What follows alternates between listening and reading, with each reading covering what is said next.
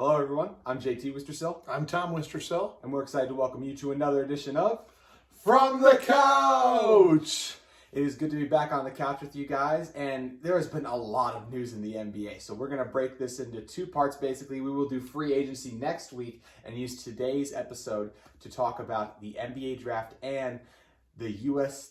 men's basketball team winning gold once again over France tonight. But as I said, I'm going to start with the draft. It was a crazy night as always. Lots of trades flying around. Even Adam Silver took to the podium and was like, I'm just reading the card. It could be difficult to follow what everything's going on, but with the dust finally settled, we figured it's a good time to come in and pick two winners and a loser from the night from a team perspective. So, Dad, let's start with you. Who is one of your two winners? I won't talk about the Lakers, but I'm very excited about the Lakers roster now. From the draft? As it's come together. No, I'm just talking about just that. I'm not just going to talk about the draft.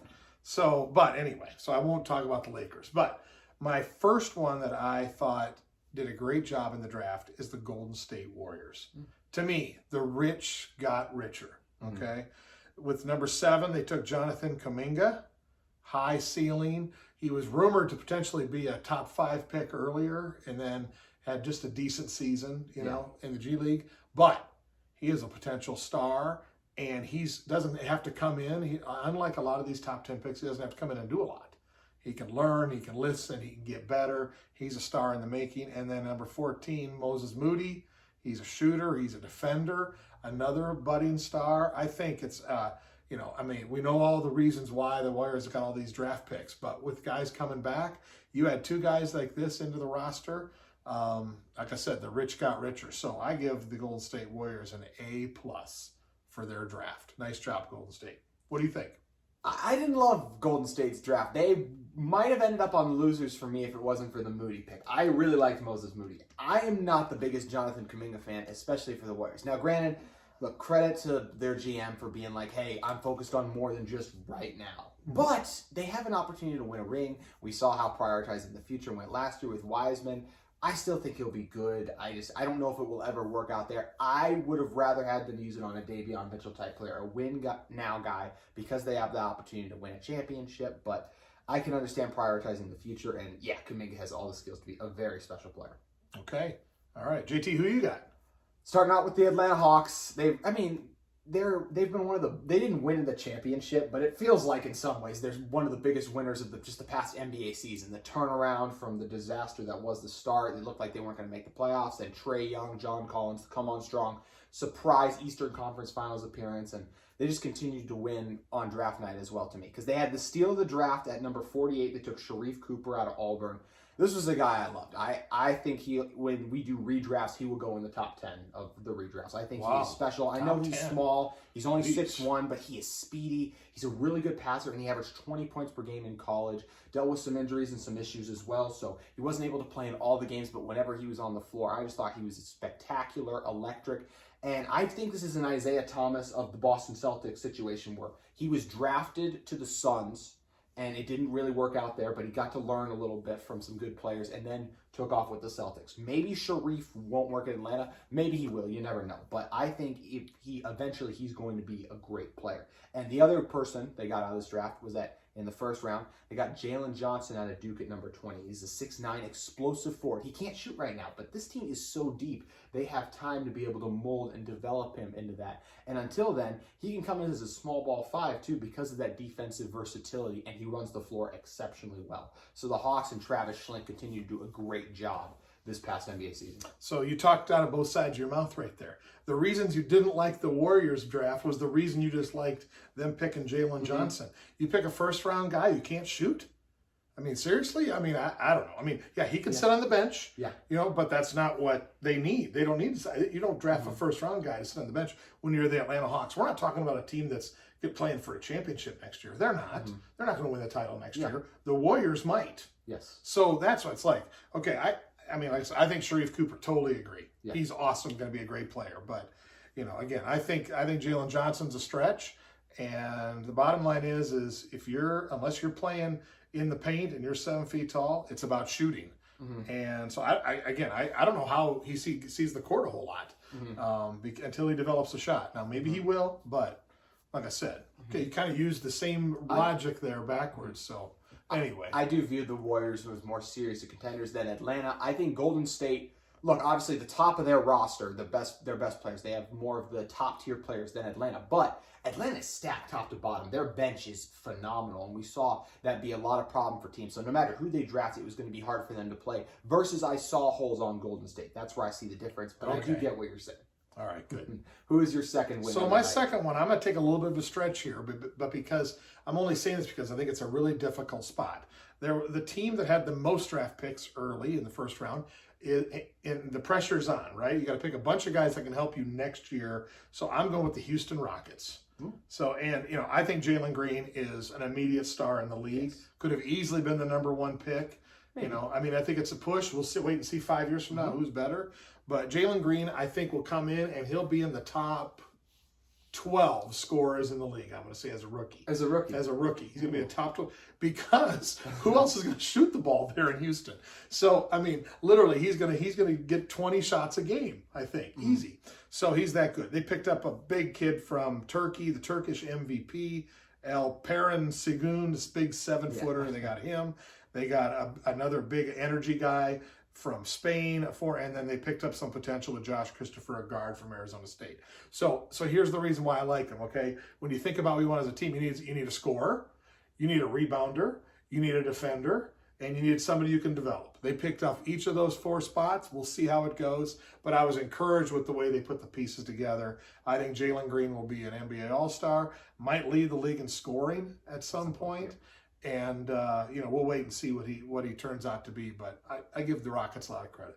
I really like those reasons you just listed right there. You talked about the depth of the different things they were able to grab. And when you are a team like Houston, you have so many needs. You can afford to take swings at so many different kinds of players. And I like the start they're off to the rebuild. Kevin Porter, he had issues in Cleveland, but scored 55 last year. Christian Wood had a great year last year as well. And we saw part of the reason Bradley Beal's the player he is today is I think because he played next to John Wall. So if John Wall, not the same player, but can have that similar effect on Jalen Green, I think he'll do great things. And do I think he will be in the top 12 scorers this year?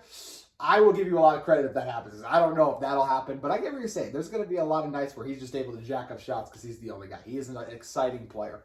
Yeah, for sure. All right. Who you got? Who's your second team? I'm going with the Hornets, another team that shocked us last season. The fact that they were in the playoffs, and then the LaMelo Ball, Gordon Hayward, even Terry Rozier missed some time, just got hit with the injury bugs, fall into the playing game, and they end up losing. A disappointing end of the season, but they dealt with those injuries, so you got to be excited if you're a Hornets fan going forward. And one of their weaknesses last year was their starters were good. And yes, like when LaMelo came off the bench, he provided some nice depth. But you could tell they played like they only had 7 guys. And then when the injuries hit, it's like, where's the other guys? So that's what the draft is for. And that's what they were able to find. First, at number 11, James Bouknight, 6'5", athletic scorer coming out of UConn. He's that kind of 6-man role. They lost Devontae Graham and Malik Monk, both key bench contributors for him. So he's a guy who's going to be able to come in, play on and a little bit of off the ball with LaMelo Ball. Needs to work on the catch and shooting a little bit more. But the nice thing is with a guy like Bouknight, when it's his night, you ride him. When it's not, you just pull him because he's young. So I like that there. And also Kai Jones, the 6'10" center out of Texas. He's kind of he can be a small ball 5, 6'10", so maybe play a little bit of 4 because he is a decent catch and shoot guy, but he'll come in right away and be able to switch on defense as well for you. So both these guys can help you win now and grow and be really good pieces in the future. And I just like the way they complement this Hornets roster overall. So I was a fan of what the Hornets did. Yeah, can't argue with any of that. It's a rebuild there, and so they got lots of good parts. Just looking at their roster now, there's some guys that I'd forgotten they were Charlotte Hornets now, from Gordon Hayward, Terry Rozier, Miles Bridges. So they got some pieces together. They'll be fun to watch, and they obviously got a lot better on draft night. Yes, they absolutely did. But now for some teams that we feel did not get better on draft night. We each have a loser. Dad, you're up first. Who is your loser of the 2021 NBA draft? So I went back and forth on this one, and I settled on the Sacramento Kings. Ooh. And the reason is you have a top 10 pick, okay? So you take a look at your roster, and you're like, okay, where are we good? And they're not great at anything, I'm going to say, because they're the Kings, right? But where are we good? And the first thing I think of when I think about their roster is they're pretty good at the guards. Yeah. Right? Fox is good, right? Right? See, he's okay. Yeah, he's really good. Halliburton's okay, right? Really good rookie year. They can play, right? Mm-hmm. So with the number 9 pick, I might not pick a guard. What did they do? They picked a guard, right? So they picked Davion Mitchell, who's a great player. Don't get me wrong. Yeah. And he's going to be a really good NBA player. But there are other guys that we've talked about already that they could have taken that can complement their team better. So they need help. They didn't get it. And we'll wait and see if they got any better there. And then they picked the big 7-footer from Utah State, Nehemias. Is that how you say it? Yes. Kada. Like So, just big 7 foot, 248. That's a second round pick. I look at it and think, okay, so Davion Mitchell might come in and play 15 minutes a game. And then you got a backup center. And then you're just riding with the rest of your roster. So not a good use of the top 10 pick by the Sacramento Kings. But again, the Kings are going to king. That's what they do out in the Pacific Division. Always finish near the bottom, pretty consistent that way, and they're going to stay there. You had to dump on the one Utah guy that got drafted. Sorry about that. So anyway, all right, who's your loser? So my loser is the Wizards. I'm not even going to talk about the second round stuff. I just focused on Corey Kispert, the forward out of Gonzaga, 6'7" wing. So he is a fine player, but we know what he is. He's going to come in the league, and he's all offense. He's going to give you some shot making. He could post up smaller guys as well, and he's a smart passer, so he's not going to make dumb plays and turn the ball over. Be a veteran player early on, but you're picking at 15.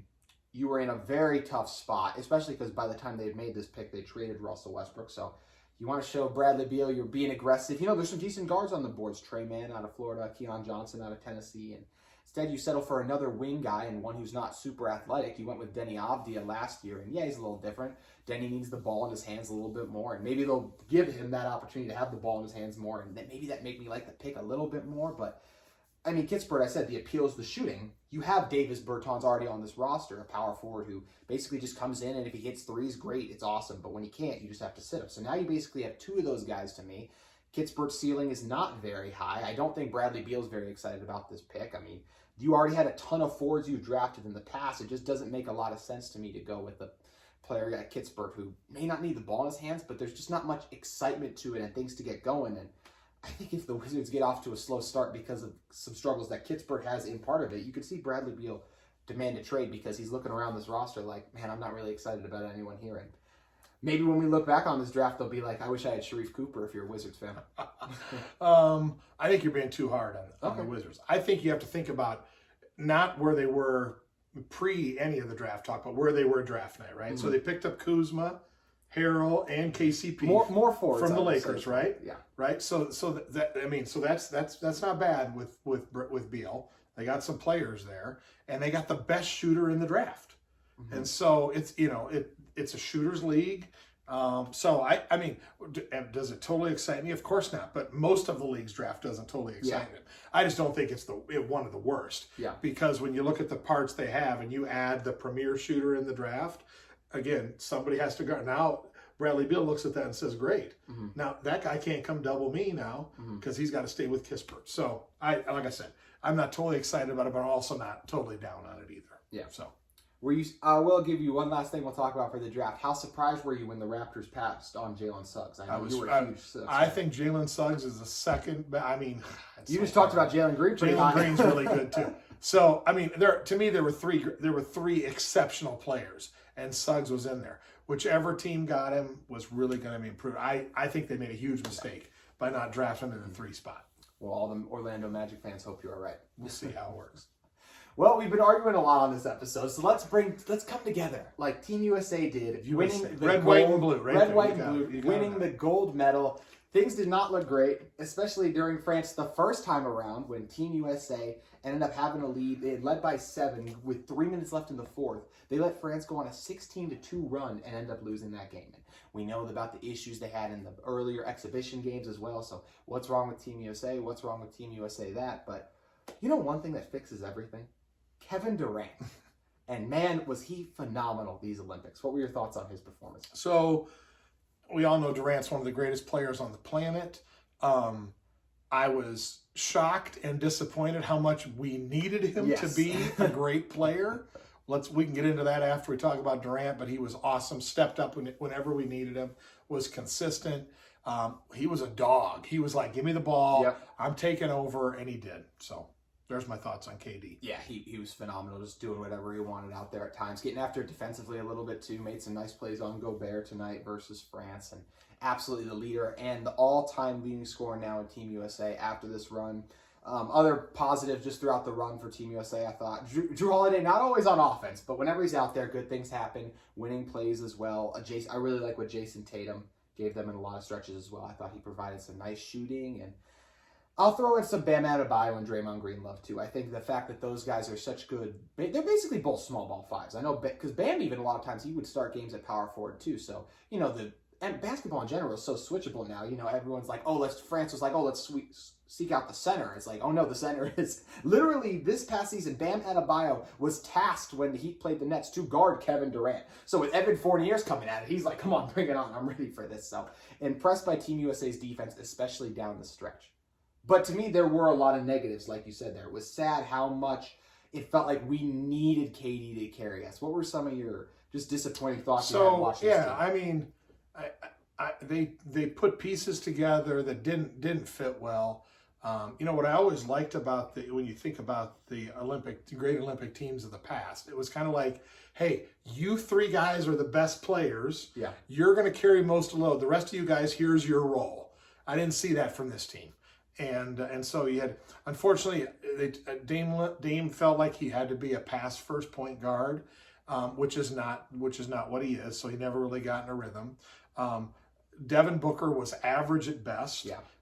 And Jason Tatum was really up and down. Mm-hmm. And so, I would have preferred if basically say, we're going to take Dame and KD and pick Jason Tatum. Okay. Mm-hmm. And now we're going to get 9 role players. Give me big guys that play defense and rebound and know their role. And then those 3 guys are each going to average 25 a game. And I think we waltzed to the gold medal in that situation. Too many pieces, really struggled with the bigs on the other team. I'll tell you, here's what they did tonight, I thought, for the championship, for the gold medal game. Defensively, they really stepped up. Yes. Turned over France 18 times. So France's only way to win that game is if they turn the ball over half that, because they can have the possessions and shots. But credit USA defense, they stepped up when they needed it. Other guys stepped up. I just think that the roster pieces weren't really good, and we're going to have to do better next time around. What are your thoughts? I think I guess it's hard to call him the most disappointing, because he'd have a moment or two where you're like, that's the guy. But Dame overall, to me, I was definitely a little disappointed in his overall first time in the Olympics. I just expected him to have these massive moments. Like Dame, I thought we'd have a Dame game. And we never really had the Dame game. It was all the KD when you're games. trying to lead the team in assists, it's hard to have the Dame game. It is, that's for sure fair. Chris Middleton definitely looked like he was coming off the finals for me. He had a lot of rough moments, and Zach LaVine looked like he was playing in the Olympics for the first time. So you do bring up a good question though. What do you think the difference was between this team, which is you could argue one of the weaker Olympic rosters we've had in terms of all the great players of the past? It felt like more guys opted out this time than maybe in years past, because those other teams, they use a lot of star and great players. It's not the role players that you thought it would be nice to have, like a bunch of role players. So what do you think the difference is? See, and that's not what I'm saying.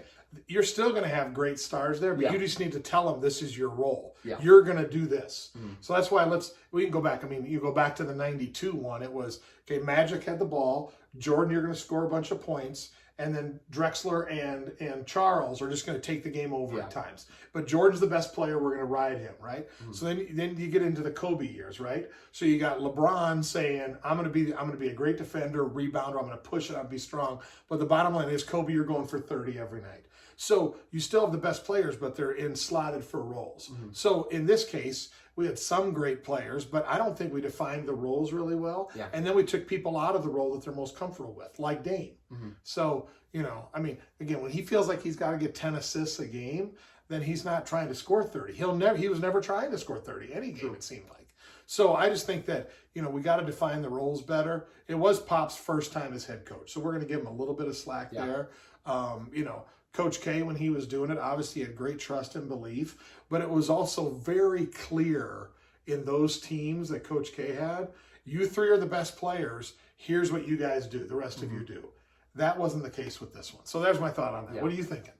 Yeah, I think you're right with the more defined rules thing like that. And you know, while you're talking about the past things like that, I'm reminded of the Scottie Pippen and Michael Jordan in The Last Dance, where they just made it their mission shut down Tony Kukoc. Yeah, Kukoc, exactly. So Yep. stuff like that I think would have helped. I mean, who knows? Maybe just like a guy like Jeremy Grant just playing a little bit more. A guy who really knows his role out there might have helped if you just say, hey, you know what, Chris, I know you're better than Jeremy Grant, but like you just don't got it right now. So Right. might be better to have a guy like that sitting. It'll be interesting to see when the next Olympics comes around if that's what they end up doing. And you know, when you think about it, like Kobe and LeBron when they were playing. Now again, you got to remember we're talking about two of the five probably best players ever, Yeah. right? But defensively, it was like they fed off each other. They challenged each other every possession to shut down the whole team, the whole other team. And so they just when your stars raise the level of their play defensively, and everybody else has to try to match that, that's where the USA should completely dominate every team, right? But this team didn't do that, and so you know, again, lesson learned, I think, and we just got to get better. And I don't want to take anything away from other countries have gotten a hell of a lot better since '92. It's no comparison, right? But nonetheless, we're still the best country in the world at basketball, and we should put forward a team that's going to commit to playing the way we need to win, rather than a bunch of parts that we know if they play well will be great. Obviously, we didn't shoot the ball very well from three, which is sad because it's like some of those guys are some of the best shooters in the NBA. But you know, again, back to some roles. Maybe a couple of those guys should have been on the team, and maybe there should have been some designated Corey Kisperts out there, JT. So anyway, there's my thought. That is a perfect way to put a bow on this episode, I think, talking about Corey Kispert. The last thing I'll say is I'm just interested to see going forward the international talent you talked about, you alluded to it there, the development of it. I mean, who knows if Goran Dragic is at a different place in his career even and is on that team with Luka, and they have two guys who are maybe, because Goran at his best is one of the 50 best players in the NBA. Two guys like that, who knows? Maybe they upset a Team USA tonight or something like that. And Evan Fournier, even, and maybe if he's a little bit younger, you could argue, I think he's a little past his prime, but either way, it was amazing to see these other guys from the national teams ball out. And when you get to a few years, like I know Canada still has to qualify for it, but like Jamal Murray, Andrew Wiggins, like there's Ben Simmons if he plays for Australia, then it's going to be fun. Jokic, if he gets in with Serbia, the league is in a great place from a global standpoint, and it makes the Olympics a little bit more fun to watch, I think you could say as well, basketball-wise, because there is a little bit of tension there. It's not like watching a movie where you know the hero isn't going to die, because you feel like there is a little bit of a chance, so that makes it exciting for sure. There you go. All right. Yep, we appreciate you guys joining us, and we look forward to coming back very soon. Like we said, NBA free agency, we're going to talk about some of the winners and losers of that, and that will be on the next edition of From the Couch! We'll see you next time.